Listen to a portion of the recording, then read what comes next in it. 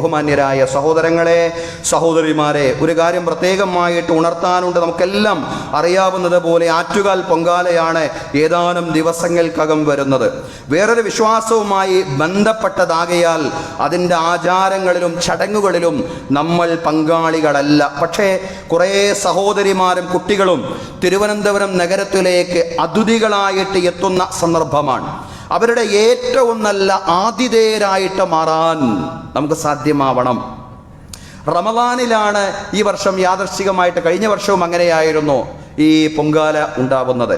ഏതായാലും റമദാനിൻ്റെതായ ഏറ്റവും നല്ല സന്തോഷത്തിൻ്റെ, സാഹോദര്യത്തിൻ്റെ, സ്നേഹത്തിൻ്റെ അനുഭവങ്ങൾ അവർക്ക് സമ്മാനിക്കുവാൻ, നമ്മുടെ സഹോദരിമാർക്കും അതുപോലെ തന്നെ അവരുടെ കുട്ടികൾക്കും സമ്മാനിക്കുവാൻ നമുക്ക് സാധ്യമാവണം. കുടിവെള്ളവും റമദാൻ വിഭവങ്ങളും എല്ലാം അവർക്ക് നാം സമ്മാനിക്കണം. അവർക്ക് വിശ്രമിക്കാൻ സൗകര്യം ചെയ്തു കൊടുക്കണം.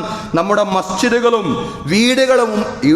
മസ്ജിദുകളും വീടുകളുമെല്ലാം അവരുടെ മുമ്പിൽ പൂർണ്ണമായും തുറക്കപ്പെടുന്ന ഒരു സാഹചര്യം തീർച്ചയായും ഉണ്ടാവേണ്ടതുണ്ട്.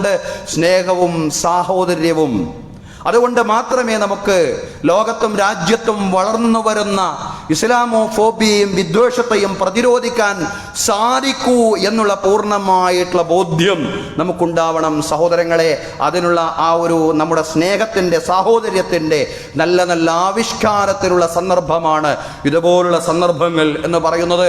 അല്ലാഹു തആല അള്ളാഹുവിൻ്റെ പ്രീതി ഉദ്ദേശിച്ചുകൊണ്ട് ജാതിമത വ്യത്യാസങ്ങളില്ലാതെ എല്ലാവർക്കിടയിലും സ്നേഹവും സാഹോദര്യവും ശക്തിപ്പെടുത്താൻ വേണ്ടി നാം നടത്തുന്ന എല്ലാ ശ്രമങ്ങളെയും പടച്ചതമ്പുരാൻ നമ്മിൽ നിന്ന് സ്വീകരിക്കുമാറാവട്ടെ.